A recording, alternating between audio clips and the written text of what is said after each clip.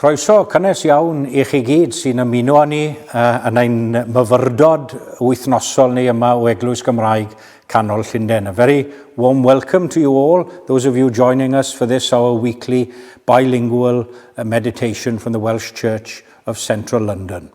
We begin, as usual, with a brief word of prayer in Welsh, followed by English. Felly, gawn ni droi at yr arglwydd nawr mewn gweddi. Let us turn to God in prayer. Arglwyddau'n Duw, deithos atom yn Iesu Grist yn cynnig bywyd drwy ei gariad, yn ein galw i fyw fel disgyblion iddo, a siarad yn ei drwy ei fywyd a'i weinidogaeth, a'i farwolaeth a'i atgyfodiad. Helpa ni nawr i agor ein bywydau iddo. Lord our God, you have come to us in Jesus Christ, offering us life through his love, calling us to live as his disciples, speaking to us through his life and ministry, his death and resurrection. Help us now to open our lives to him.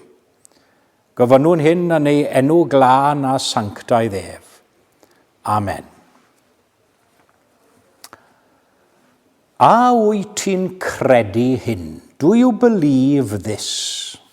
Dyna eiriau Iesu wrth Martha adeg marwolaeth i brawd Lazarus.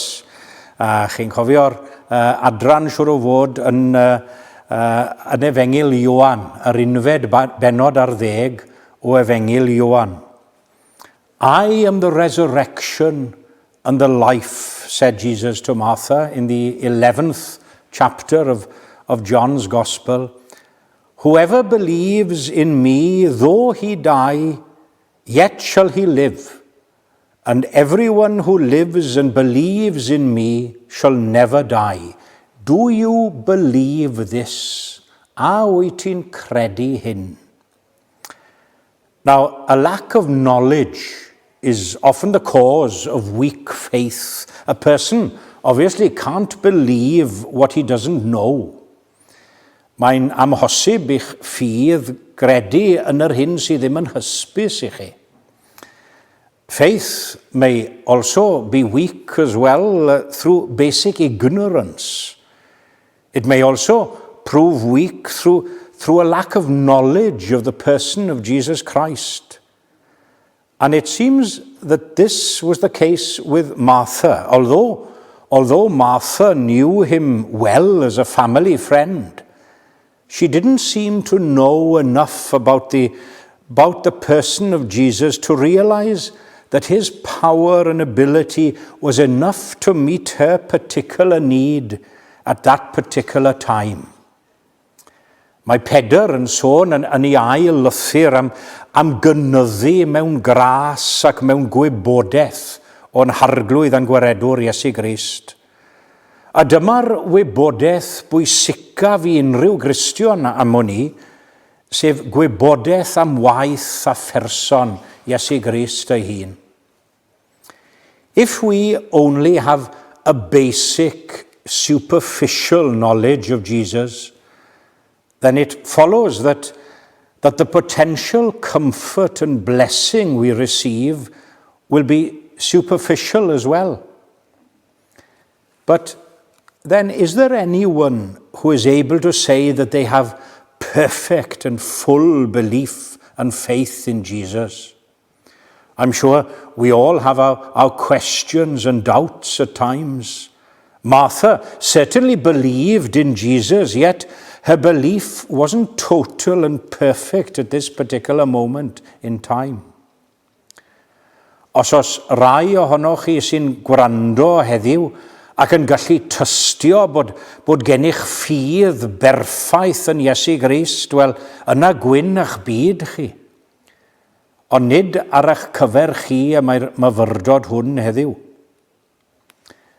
Those of us who perhaps have an imperfect faith and belief, and I suspect that would describe most of us, we may be able to gain something from Jesus' question to Martha, do you believe this? A wyt ti'n credu hyn? Let's put ourselves in Martha's place today and listen to Jesus asking us all, do you believe this? Yn y lle cyntaf, ydych chi'n credu'r datganiad penodol hwn? Do you believe this specific statement? Martha, when questioned by Jesus, had already confirmed her faith in certain truths about Jesus. She said, Lord, if you had been here, my brother would not have died. She obviously believed in Jesus' power to heal the sick. This was a very, very commendable thing, but it wasn't enough. Jesus went on to say more about himself and asked, do you believe this? Roedd Martha yn credu hefyd, i'w brawd Lazarus farw, roedd y gallu gan Grist i wneud rhywbeth. Doedd hi ddim yn gwybod beth yn union, oedd hi ddim yn siŵr beth, ond mae'n dweud, a hyd yn oed nawr, mi wn y rydd Duw i ti beth bynnag a ofynnu ganddo. She believed in Jesus as the great intercessor, the great go-between, between God and humanity. And so much faith was admirable, and it would be a great thing if we all could show and had so much faith as Martha, yet it wasn't enough for the situation in which she found herself. And he goes on to ask her further, do you believe this? Roedd hi hefyd wedi datgan I ffydd ei chred yn atgyfodiad pawb ar y dydd ola. She showed her firm conviction in the certainty of the resurrection of all. I know that he will rise again, her brother Lazarus. I know that he will rise again in the resurrection on the last day. She was a thoroughly sound believer, but she hadn't yet seen and grasped the resurrection in the Christian context and grasped Jesus' connection with it. She believed in a kind of far-off and distant resurrection, but couldn't believe something closer to home, something in the present, something in the here and now. Mae Iesu yn mynd mlaen I ddweud rhywbeth sy'n gallu ateb I holl ofynion. I, says Jesus, I am the resurrection and the life. Whosoever believes in me, though he die, yet shall he live. And everyone who lives and believes in me shall never die. Do you believe this? A wyt yn credu hyn? Dyma gysur parod iddi. Dyma gysur cyd amserol iddi. Wrth gwrs nad oedd hi'n gallu gweld hynny ar y pryd. And Christ asks the same of us all today and throughout the ages. Do you believe this? A wyt ti'n credu hyn? Ar ôl y datganiad penodol yma, mae'n rhaid holi, ydych chi'n credu'r gwirionedd anodd hwn? Do you believe this difficult truth? That's my second point for you today.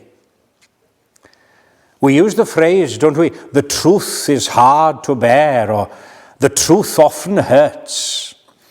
And certainly there are some truths in the scriptures which are very hard to grasp. There are some aspects which are almost too much for us to believe. That is, in a worldly sense, with human reasoning. Wrth gwrs, doedd e ddim yn peth hawdd I Martha I ddeall taw Iesu Grist ei hun oedd yr atgyfodiad mawr, a'i brawd Lazarus yn gorwedd yn farwedd o'i blaen hi. It wasn't an easy truth for her to believe, because I'm sure it's not easy for us either. How can the person who died be alive? How can the Son of Man have such power that resurrection and life are entirely dependent on him? Sut gall hyn fod? Falle ein bod ni'n gallu uniaethu gyda'r geiriau rwy'n derbyn y ffaith ond heb ei ddeall.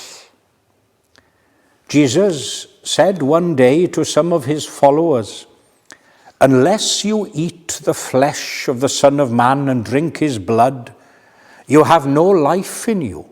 For my flesh is true food and my blood is true drink. Whoever feeds on my flesh and drinks my blood abides in me and I in him." A beth ddigwyddodd wedyn? What happened next? Wel, os darllenwch chi mlaen yn ar hanes, fe welwch y geiriau yma. When many of his disciples heard it, they said, "This is a hard saying. Who can listen to it?" After this, many of his disciples turned back and no longer walked with him. Fe ddeithant, hynny yw fe ddeithant i'r casgliad, nad oedd y pethau hyn yn gallu bod, oedd y pethau yma yn rhy anodd iddyn nhw gredu. Beth yw eich barn chi? Jesus Christ, from the very outset of his ministry, prepares us to believe in hard and difficult things. Although there are certain things which we might believe, there are many more that demand a lot from our faith. Ydych chi'n cofio'r hanesu yna am Nicodemus?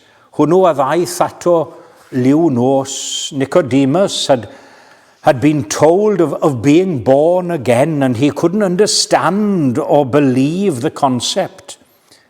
"If I have told you earthly things and you do not believe," says Jesus, "how can you believe if I tell you heavenly things?"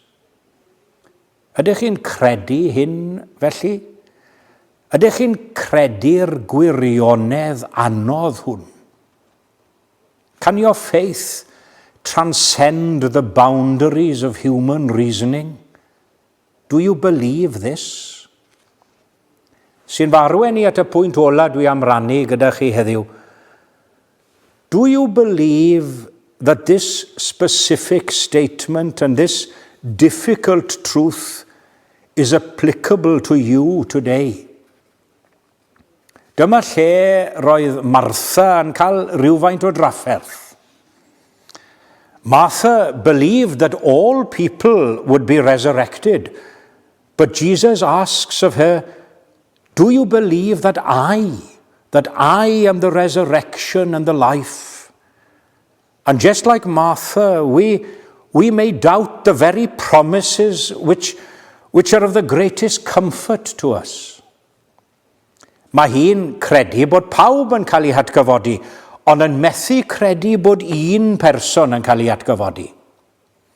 She believed in the miracle of the resurrection on a grand scale, but when it came down to one person, she couldn't believe it. She believed that there would be a general resurrection of everyone. So shouldn't it be much easier to expect Lazarus, a single individual, to rise? Roedd hi'n credu yn y gwirionedd ehangach fel petai, ond yn methu credu yn y gwirionedd llai oherwydd ei fod yn berthnasol iddi hi, yn bersonol. And don't we often resemble Martha in as much as that we can believe in the great and far-off miracles, but have difficulty in believing in those close to home, those that are applicable to us personally? Ydych chi'n credu hyn? Do you believe this? Ydych chi am ymddiried a chredu ynddo dros eich hunan? Do you have faith in all sorts of things apart from that which would be of the greatest blessing and comfort to you? Os ych chi'n gallu credu mewn pob math o bethau, ar wahân i'r gwirionedd mawr hwnnw sy'n berthnasol i chi heddiw, i chi'n amddifadu eich hunan o gysur a chynhaliaeth barod yr arglwydd, cysur a chynhaliaeth sy'n cael ei cynnig i bawb sy'n credu ynddo. This is the promise given to all of us today. I will never leave you nor forsake you. Do you believe this? Underneath are the everlasting arms. Do you believe this? Perhaps we cry out like the father of the boy healed by Jesus, I believe, help my unbelief. Gobeithio mod i wedi codi cwestiynau heddiw, ond gweddiwn hefyd bod yr ysbryd glân yn gallu cynnig atebion yn enw Iesu Grist a'i hun hefyd. A wyt ti'n credu hyn? Fy nghalon, cred yn niw, meddai Wil Ifan yn ei gyfieithiad o Emyn Bryn Rhys. Dy hyder fo'n ddigoll, diw a gyflawna ym mhob dim, a'i addewidion oll, a hynny ar gogoniant i'w enw. Amen.